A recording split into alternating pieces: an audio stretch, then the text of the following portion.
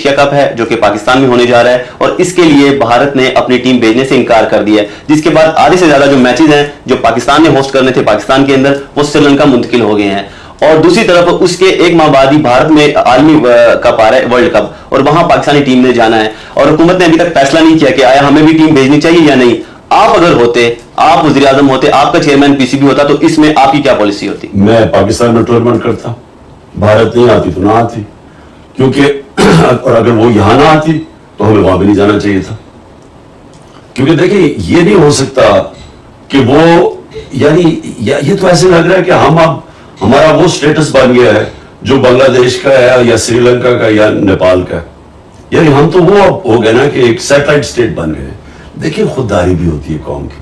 پاکستان ابھی بھی دنیا کی ٹاپ کرکٹ ٹیمز میں سے ہے, اور پاکستان کی ٹیم کی اہمیت ہے, دنیا دیکھنا چاہتی ہے پاکستان ٹیم کو. ہمارے پاس ورلڈ کلاس کرکٹرز ہیں. ہمیں کیوں اپنے آپ کو انڈر سیل کرتے ہیں؟ کیا اگر وہ سمجھتے ہیں کہ وہ بہت بڑی کوئی کرکٹنگ پاور بن گئے تو ہم بھی ہیں, تو ہمیں اگر وہ ہمارے ملک میں کھیلنے کے لیے نہیں تیار تو ہم کیوں ان کے ملک میں جا کے کھیلیں؟